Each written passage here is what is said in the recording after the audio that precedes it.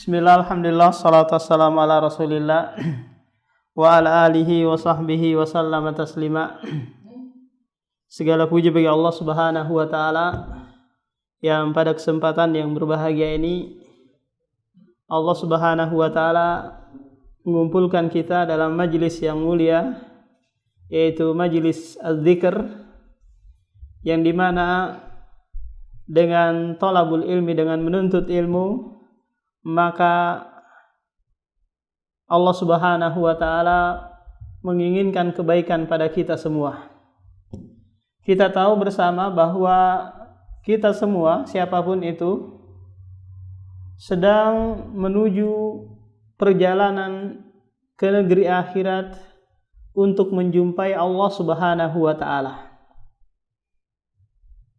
Dan manusia dalam menempuh perjalanan itu ada yang berjalan di dalam perjalanan yang lurus, ada pula berjalan di jalan yang bengkok sehingga terlambat sampainya dan terkadang tidak sampai pada tujuan. Nah, sementara Allah subhanahu wa ta'ala mengajarkan kepada kita, kalau mau menempuh jalan, maka tempuhlah jalan yang lurus. Karena dengan jalan yang lurus tersebut akan memudahkan sampai pada tujuan. Coba seandainya ditarik garis lurus dari Balikpapan ke Samarinda, maka kita akan menempuh perjalanan mungkin sekitar 1 jam saja. Tapi karena jalan dari Balikpapan ke Samarinda itu belok-belok, apalagi singgah di Tahu Sumedang, maka ini akan memperlambat perjalanan. Belum lagi naik ke Bukit Soeharto, belok sana belok sini, yang seharusnya kalau ditarik garis lurus atau lewat jalan tol bisa 1 jam tembus Samarinda. Tapi karena kita melalui jalan yang bengkok, maka kita lambat sampai pada tujuan. Nah, Allah subhanahu wa ta'ala berfirman dalam surah Al-Insyiqaq, Ya ayyuhal insanu innaka kadihun ila rabbika kadham famulaqih. Wahai manusia, sesungguhnya kamu telah bekerja keras dengan sungguh-sungguh menuju Tuhanmu, maka pasti kamu akan menemuinya. Jadi pada hakikatnya kita semua sedang melakukan perjalanan menuju Allah subhanahu wa ta'ala dan negeri akhirat.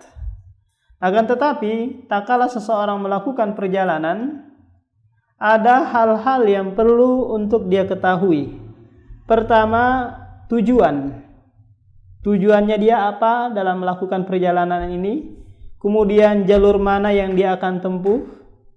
Kemudian orang tersebut juga harus memiliki perbekalan dalam menempuh perjalanan. Nah, kita sebagai seorang mukmin, tujuan sudah jelas, yaitu negeri akhirat. Karena orang beriman itu dipuji oleh Allah subhanahu wa ta'ala karena keimanannya terhadap hal-hal yang gaib. Dzalikal kitabu la raiba fihi hudal lil muttaqin alladzina yu'minuna bil ghaib nih. Mereka yang beriman terhadap hal yang gaib, bukankah perkara akhirat, perkara Allah subhanahu wa ta'ala ini adalah perkara yang gaib. Maka seorang mukmin tujuannya sudah jelas, yaitu dia sedang menempuh perjalanan menuju Allah dan negeri akhirat. Nah, lantas seorang mukmin juga harus tahu bahwa jalan yang harus dia tempuh adalah jalan yang lurus. Sebagaimana Allah subhanahu wa ta'ala mengajarkan kita di dalam Al-Quranul Karim, di dalam surah Al-Fatihah, dengan doa yang paling terbaik, yaitu doa ihdinas siratal mustaqim. Berikanlah kami petunjuk kepada jalan yang lurus. 6. tujuan sudah jelas, jalannya juga sudah jelas, yaitu jalan yang lurus. Sekarang perbekalan. Perbekalan dalam apa? Dalam menempuh perjalanan menuju negeri akhirat untuk menjumpai Allah Subhanahu wa taala. Nah, tema yang kita ambil sebagaimana yang sudah disebarkan, dan itu nanti akan mengacu pada kitab syair yang ditulis oleh Syekh Abdurrahman Ibnu Nasir As-Sidi rahimahullah, yang judulnya adalah As-Sairu ilallahi wad daril akhirah. Perjalanan menuju Allah dan negeri akhirat. Kemudian beliau datangkan permasalahan-permasalahan atau bekal-bekal atau sifat-sifat yang harus dimiliki bagi mereka yang mau menempuh perjalanan menuju Allah dan negeri akhirat. Dan permasalahan-permasalahan yang dibawakan oleh Syekh Abdurrahman di sini itu adalah zubdah atau khulaso dari kitab Madarijus Salikin fi manzilati iyyaka na'budu wa iyyaka nasta'in. Jadi beliau bawakan, dan ini sangat bagus sekali untuk orang-orang yang sedang melakukan perjalanan menuju Allah Subhanahu wa taala. Dan jumlah baitnya ada 18 bait. Insyaallah kita akan berikan ta'liq atau penjelasan mengenai bait-bait tersebut selama 5 hari, selama 5 malam insyaallah. Nah, kita baca syairnya. Sa'idal ladzina tajannabu subular roda wa tayammamu limanazilir ridwani. Berbahagialah orang-orang yang menjauhi jalan-jalan yang menyimpang dan menuju kepada kedudukan yang diridhoi, yaitu jalannya Allah Subhanahu wa taala. Nah, dalam bait yang mulia ini Syekh Abdurrahman Ibnu Nasir As-Sa'di memberikan salah satu sebab bagi mereka yang mau melakukan perjalanan agar dia selamat, agar dia berbahagia dalam perjalanannya, yaitu tipsnya adalah tajannabu subular roda, yaitu menjauhi jalan-jalan yang menyimpang. Yaitu apa? Tetap pada jalan yang lurus.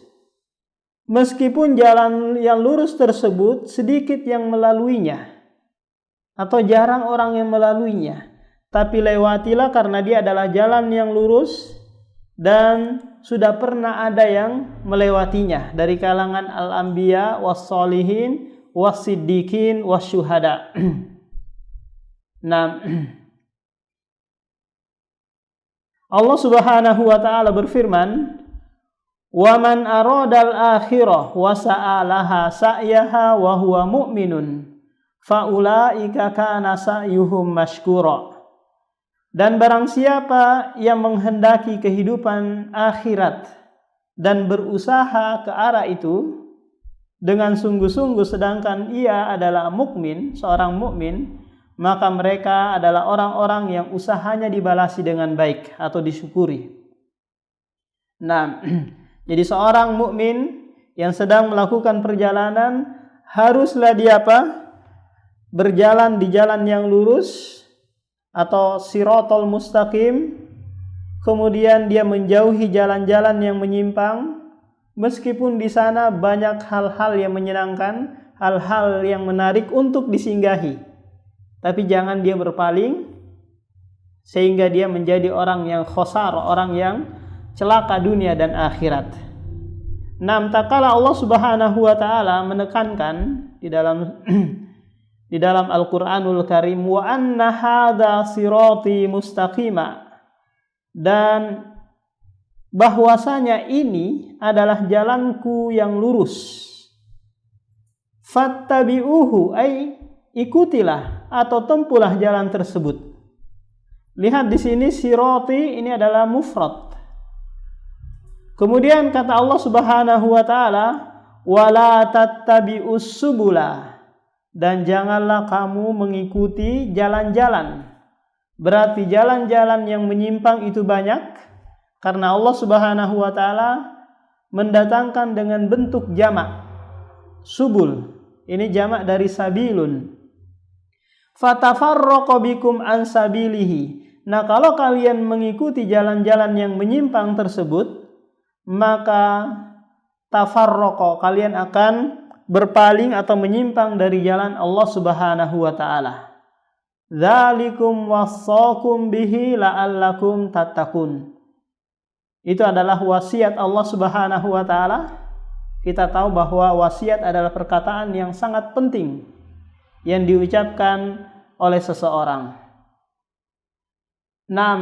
Ayat yang mulia ini ditafsirkan oleh Rasulullah sallallahu alaihi wasallam di tengah para sahabatnya, yang dimana Rasulullah khattan mustaqiman, membuat garis yang lurus, ya, membuat garis yang lurus di tanah, lalu berkata, faqala hadza sabilullah, ini adalah jalannya Allah Subhanahu wa taala. Summa khatta khututan an yaminihi wa an shimalihi, kemudian dia membuat garis-garis di kiri dan di kanan dari garis yang lurus tadi. Faqala, lalu dia berkata, hadhihi subul, ini adalah jalan-jalan yang menyimpang. Wa ala kulli sabilin, di setiap jalan yang menyimpang tersebut ada syaitan yad'u ilaihi. Ada syaitan yang mengajak kepadanya. Ini merupakan penafsiran Rasulullah sallallahu alaihi wasallam terhadap ayat di atas ini. Menunjukkan bahwa kita seorang mukmin janganlah tergoda untuk mengikuti kelompok sana kelompok sini, maka jangan jangan dihiraukan, tetaplah berpegang teguh kepada jalan yang lurus, jalan para anbiya war rasul was suhada was solihin. Meskipun yang mengikutinya enggak terlalu banyak, yang mengikutinya juga enggak viral dan seterusnya, maka tetaplah di jalan yang lurus. Karena di sana ada malaikat. Sementara jalan-jalan yang menyimpang ada syaitan yang mengajak kepada jalan tersebut.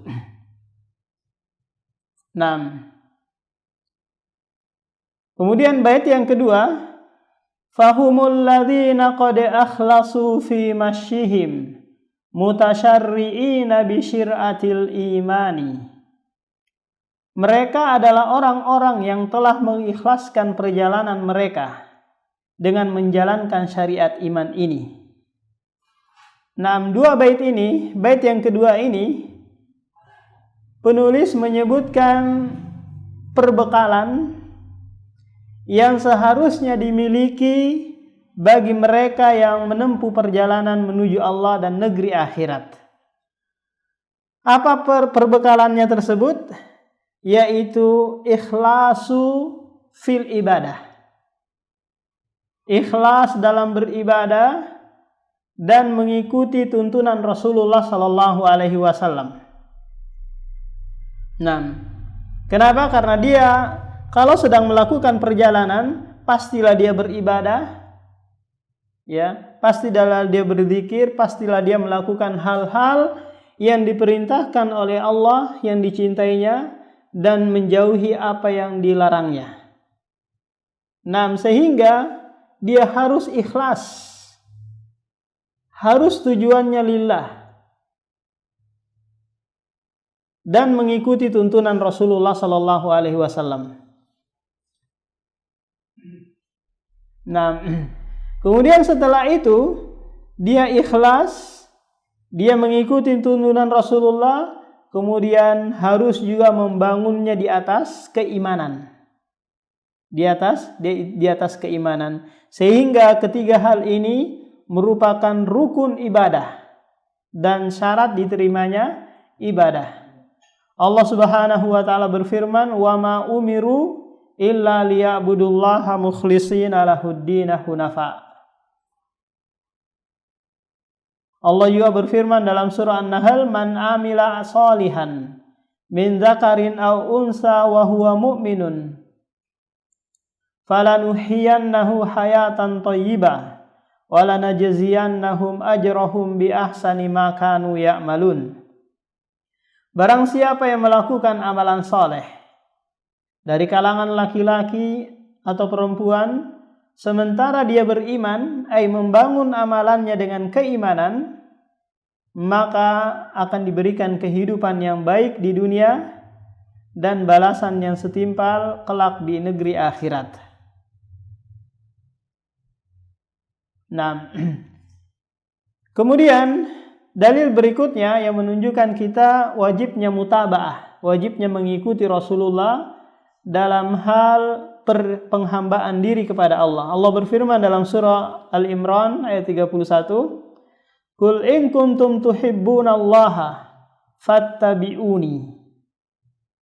Ini merupakan ujian bagi seluruh yang mengaku mencintai Allah.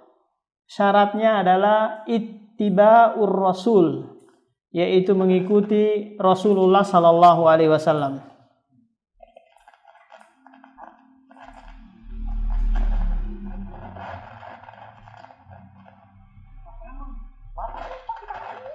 Nah, jadi ikhlas adalah memurnikan segala ibadah hanya untuk Allah,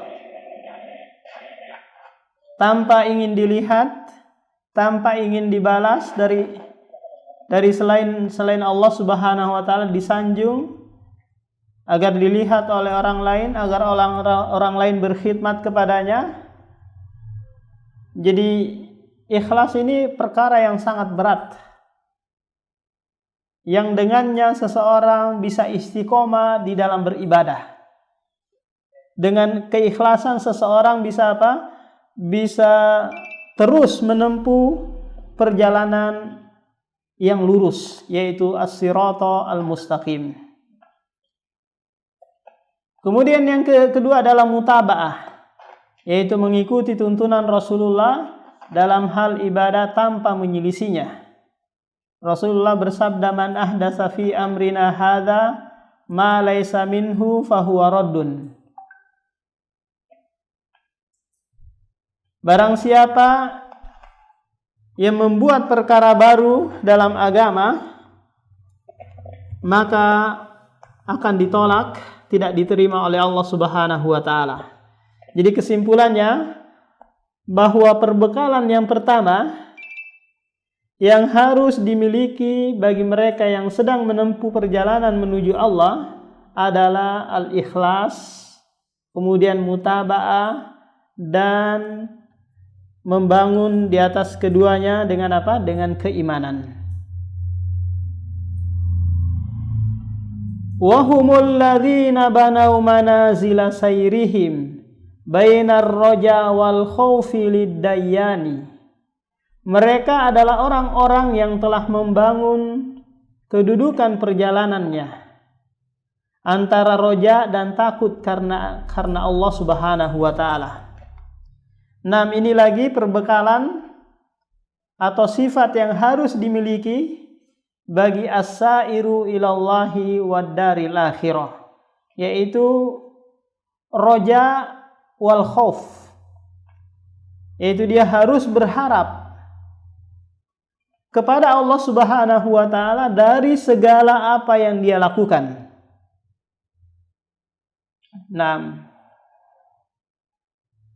Berharap pahala, berharap diterima, berharap di surga, berharap dibalas surga. Ini bukan ibadahnya pedagang, enggak. Memang kita dituntut untuk berharap. Karena seseorang itu akan menjadi semangat tak kala ada yang dia harapkan. Coba lihat para tukang-tukang yang kerja di bangunan itu. Tak kala antum kasih tahu bahwa kalian kerja ini enggak digaji, apakah mereka akan terus kerja? Pasti dia akan berhenti bekerja. Kenapa? Karena enggak ada yang dia harap. Kalau Anda kasih tahu insya Allah balasannya surga bagi antum yang kerja, berarti ada harapan. Ini kalau dia apa? seorang mukmin, seorang yang mengharapkan balasan dari Allah Subhanahu wa taala. Tapi kalau sekiranya dia adalah abdud dunia wa abdud dinar, hamba Allah dan hamba uang, maka dia akan stop bekerja, terus dia cari kerjaan yang lain. Masa saya kerja di sana nggak digaji? Ada-ada aja. Pasti dia akan ngomong seperti itu. Akan tetapi seseorang yang dia beribadah kepada Allah Subhanahu wa taala penuh dengan harapan, maka inilah yang membuat dia bersemangat dalam beribadah. Di samping itu, dia juga harus khauf, harus takut. Tidak hanya sekedar berharap saja. Kenapa? Karena kalau dia berharap saja, dia nanti akan merasa aman. Sudah, nanti Allah juga masukkan saya ke dalam surga. Allah juga akan pasti membalas apa yang saya lakukan. Enggak. Dia juga harus takut bahwa amalannya mungkin enggak diterima. Mungkin dia akan dibalas neraka. Sehingga Sehingga kedua hal ini sangat dibutuhkan. Seorang ulama mengibaratkan antara roja dan khauf ini seperti dua sayap burung. Yang mana apabila satu saja yang mengepakkan sayapnya, maka burung tersebut tidak bisa terbang. Harus kedua-duanya yang bergerak, yang mengepakkan sayapnya. Barulah burung tersebut bisa berjalan. Jadi ini merupakan sifat yang harus dimiliki bagi mereka yang mau menempuh perjalanan. Yaitu harus ada roja dan harus ada khauf. Kalau dia hanya condong pada roja saja, maka dia akan merasa aman. Wala ya'manu makrallahi illa, tidaklah orang yang merasa aman dari makar Allah Subhanahu wa taala kecuali orang-orang yang merugi. Dan orang yang hanya takut saja, maka dia akan qanit, dia akan berputus asa. Sementara keduanya ini adalah dosa besar. Berputus asa dan merasa aman, ini adalah dosa besar. Dan orang yang beriman adalah mereka yang roja dan khauf dalam menempuh perjalanan menuju Allah dan negeri akhirat. Allah Subhanahu wa taala berfirman, ulaika alladzina yad'una yabtaguna ila rabbihimul wasilata ayyuhum aqrabu wa yarjuna rahmatahu wa yakhafuna adzabah. Mereka adalah orang-orang yang beribadah kepada Rabb mereka, mengharap al-wasilah. Ayyuhum aqrab, siapa yang paling dekat? Wa yarjuna rahmatahu wa yakhafuna adzaba. Ini yang menjadi syahid dalam bait ini, yaitu Orang mukmin itu roja dan khauf. Nah, cukup sampai di sini. Insyaallah kita lanjutkan lagi dalam pertemuan berikutnya besok insyaallah dalam membahas bait-bait syair ini. Kesimpulannya bahwa kita semua sedang menempuh perjalanan menuju Allah Subhanahu wa taala, dan perbekalan yang harus kita miliki adalah ikhlas, kemudian mutaba'ah, kemudian roja dan al-khauf.